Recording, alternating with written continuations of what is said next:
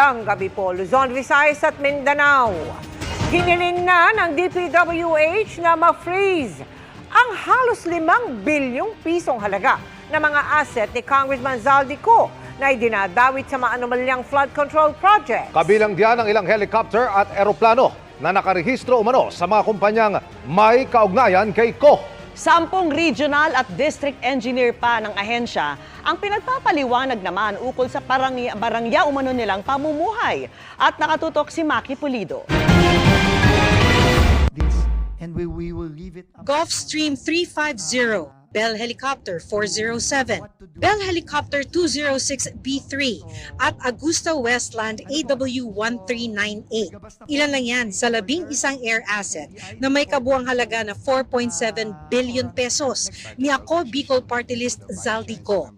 Sa isinumiteng listahan ng Civil Aviation Authority of the Philippines o CAAP sa DPWH, nakarehistro ang mga ito sa Misibis Aviation and Development Corporation, Hightone Construction Development Corporation at QM Builder, mga kumpanyang pare-parehong may kaugnayan kay Ko ayon sa DPWH. Ang Hightone at ang QM Builders ay kasama sa top 15 na contractors na ayon sa Pangulo ay nakakuha ng 100 billion pesos na proyekto mula sa gobyerno. Hihingi nila sa Anti-Money Laundering Council na i-freeze ang mga pag-aari na ito ni Ko. Ito po ay isasubmit na rin natin sa AMLC, sa ICI at sa DOJ para tulungan natin ang investigasyon.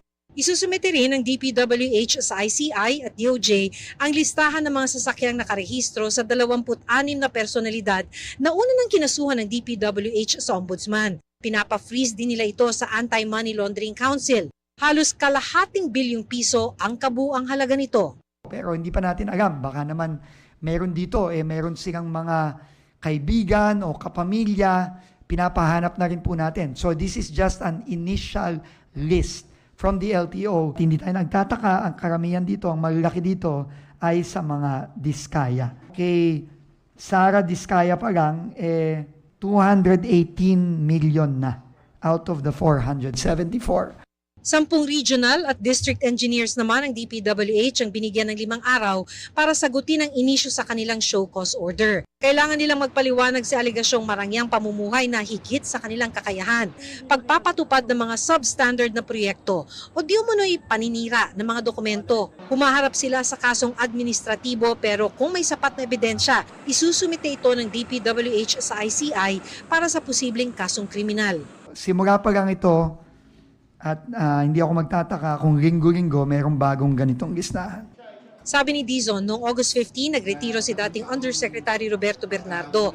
Ang itinuro ni dating DPWH Bulacan 1st District Engineer Henry Alcantara na pasimuno ng mga maanumalyang flood control project. Pero kahit retirado, di pa rin naman daw makakataka si Bernardo sa mga posibleng kaso. Tingin ni Dizon, kalat sa buong Pilipinas sa mga ghost project, hindi lang sa Bulacan at maaaring abuti ng taon bago matunto ng lahat ng mga proyektong ito.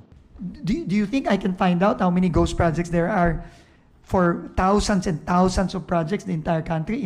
It's that horrific. This is all over. This is not just Bulacan. Para sa GMA Integrated News, Maki Pulido, nakatutok, 24 oras.